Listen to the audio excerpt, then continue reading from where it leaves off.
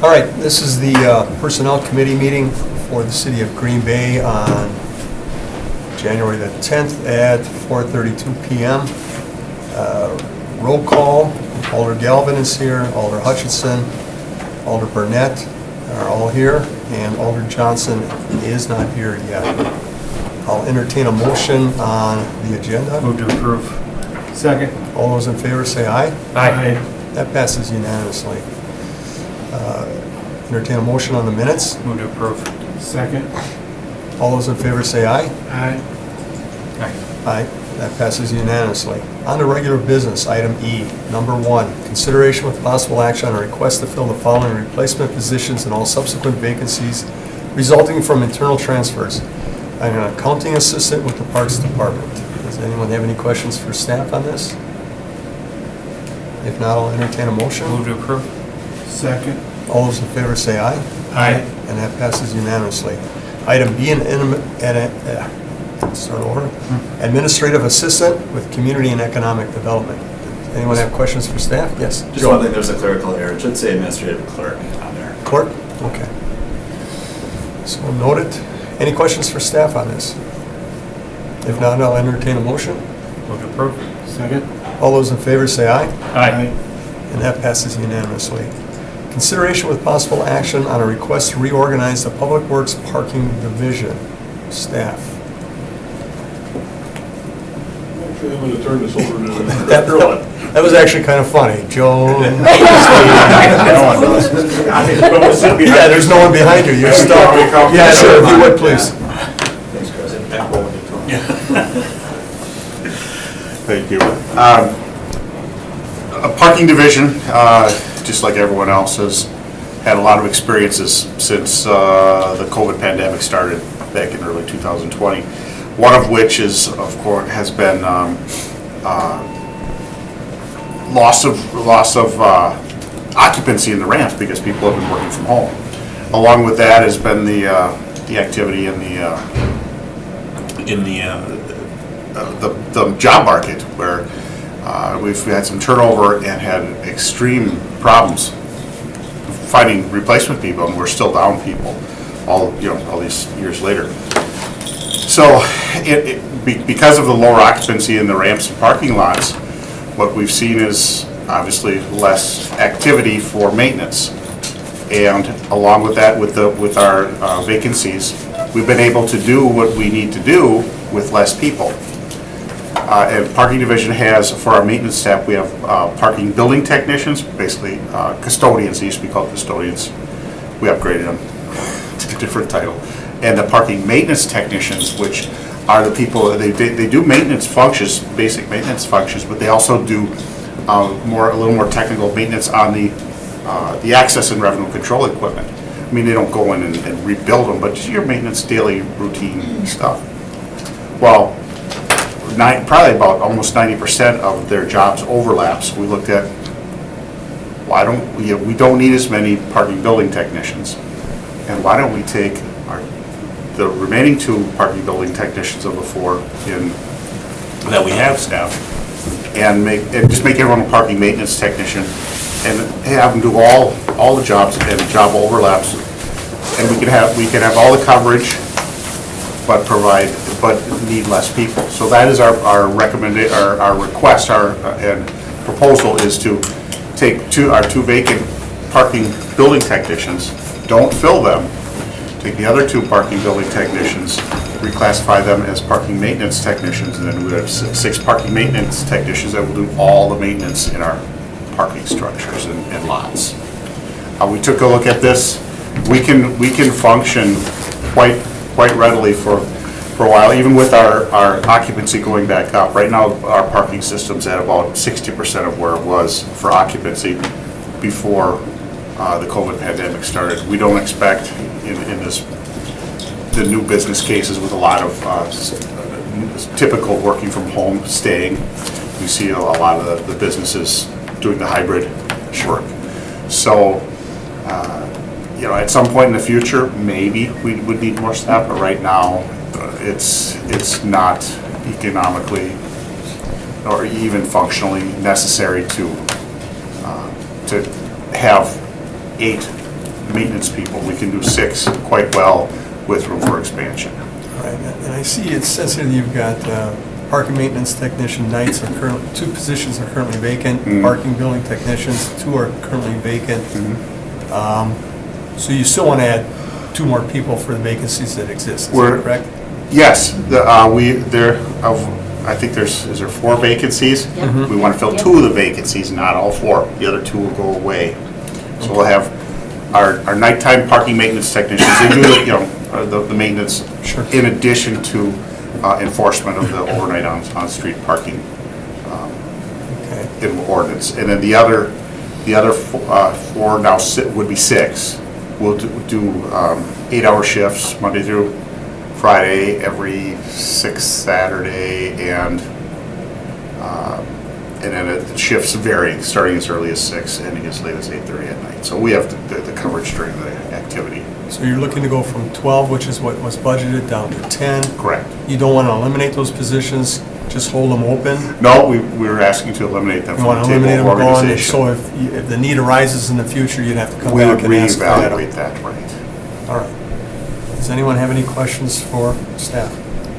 Jesse? I'm all for saving money, so thank you for looking into that. Couple thoughts. One, were there any plans on using, because there's a budgeted savings of $120,000, is there any plans or requests that will be coming for use of that money that we're saving? Not necessarily, we don't have a project in mind.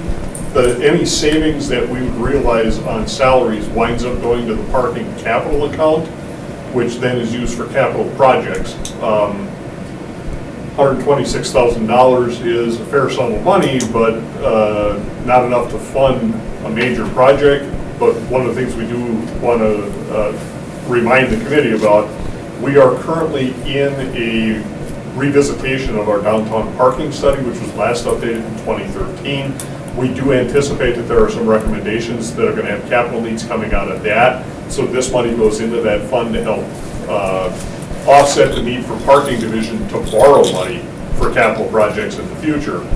And one of the things we do have to remind you, we are looking down the barrel of needing a replacement ramp at some point in the foreseeable future. And our estimates on a ramp is going to put us north of $30 million. So any little money we can squirrel away right now is going to help. Appreciate that. Also, just an FYI, parking operated in the red during 2020, 2021. So out of the capital fund, that helped Right. balance out the budgets at the end of the year. So any extra money, if Yeah. you will go back into the capital to kind of repay the rainy day fund, if you Yeah, will. no, good point. So I remember, it wasn't long ago that we had people that were at the parking ramps, like in booths. Yeah, cashiers. So, different big cities I've been to, say if you have an issue with your card or the payment doesn't work for some, whatever, or you lose your ticket and that bar that comes down, the barricade, is there any concern that the public is affected if we have 2 less people kind of around the facilities? No, we still have staffing on the shifts that we had before. That parking equipment was installed in 2017, so that's when our cashiers finally Sure. totally went away. But there's a call button if someone has problems, and that links to the cell phone on the maintenance person's Okay. belt. They can talk to them directly, and of course, they don't have to drive Okay. 100 miles to get to, hey, I'm over at Cherry Street Ramp, oh, I'm in the Adam Street lot, I'll be right there. So even with 2 less Or they- people, it won't be impacted, it'll be a negligible? No, we don't anticipate any problems because we're dealing with that remotely already for the random parking patrons who have issues at the exit gates. All right, thank you. Any other questions for staff? All right, thank you very much. I'll entertain a motion. Move to approve? Second. All those in favor say aye. Aye. That passes unanimously. Do we have any questions for staff on the report of routine personnel actions? Alder Burnett? Yeah, Director Faulds, one thing I had noticed that wasn't on this list was the, I don't know what the status of the employee, but the mayor's chief of staff is not listed on this as a routine personnel action. And from what I've heard, he resigned a couple weeks, like in November, and we've had a meeting on 11/29 and a meeting on 12/13, and now today. And then no reference at all to that person's resignation. I was just wondering, why was that excluded from the report to the Personnel Committee? I don't think it was excluded. I think what happened was the resignation was November, I believe it was 16th or 17th. And I think by the time we got it just processed through the payroll system, I think we just maybe missed it on a meeting. And it's now a month and a half later, it's not going to show up on this report. So that's why, because I think this is linked to our payroll system. So I think that's what happened. Like on the 11/29 or 12/13, it was just an oversight. Yep, that's correct. Is there any plans to fill that position? Because I noticed, as of a week ago, it was not on the city's website, and normally, we see, just like today, we approved to hire 2 replacements for the people who vacated. Is there any plans to replace this position, posted, anything? So that position, it's appointed by the mayor. So I think the mayor is just evaluating it and looking at the position and deciding to fill it. Okay. So it would have to come back, just like these 2 other positions today, to approve filling, it would have to come back to this. No, it would not, because it's approved in the budget and it's an appointed position. There's a booklet on the mayor's staff that was approved by council quite a few years ago, that these positions are appointed by the mayor, and they don't have to come back to personnel or common council for approval. And I've shared that with the committee probably a few years ago, and I can send it to the committee. Yeah, it'd be good to know, because, as you know, this is why, and hopefully this is all open to discussion, because it's routine action, this is routine action. If you remember around budget time, I had mentioned, hey, this might be an opportunity to look at getting, an assistant to the city council or some sort of legislative assistant. And I think that this would be a great opportunity to look at that, especially if there's no immediate plans to fill the position. And the elephant in the room is that this person is now managing the mayor's campaign, which makes me uncomfortable if that is the reason why we're delaying filling the position. So are there options here? I mean, can I put a communication through to have this committee discuss that?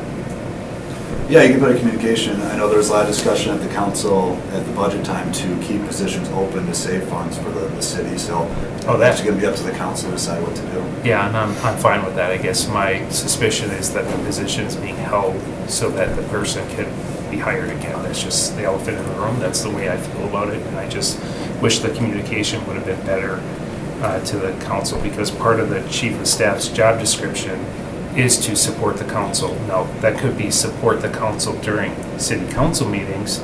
We've had a couple city council meetings, and nobody on the council knew that this person resigned up until a few alders had to question it, and that was a full month before we were notified. So I don't know where things fell through, but I just hope, I don't put my city council president hat on very often because I think we're all equal, but I just think from a council president standpoint, the way that this is communicated to us could have been much better. Yeah, and I guess one last thing to say too, when it says regular employees, that might be a reason why it's not on this report as well, because it's an appointed position by the mayor, and it doesn't come back to personnel, so I think that's probably the reason why it wasn't on the report. Fair enough. I just said my piece. I just needed to say it, so I respect the way that you handled it. Thank you. Alder Johnson? Yeah, and I'm glad you brought it up, Alder Burnett. I won't necessarily talk about the elephant in the room or speculation, but I think that's a basic courtesy. If you have a position that has some accountability to members of council, and you had said that we were just notified. I don't think we've ever been notified. So I think that's a huge miss. That needs to not happen. So for whatever reason that position is vacant, whatever reason that position is left, if that's November, we're talking 2 months. And council hasn't been notified that we don't have a chief of staff to the mayor's office. Again, I don't care about all the other speculation, why the reasons. That we need to be told about that, because that's the position that we're supposed to be communicating to about certain things, and we don't even know that that person's not there to communicate to. So, Any other comments or questions? All right. Our next meeting is January 24th, 2023. I'll entertain a motion to adjourn. Move to adjourn. Second. All those in favor say aye. Aye. Aye. That passes unanimously. We are adjourned.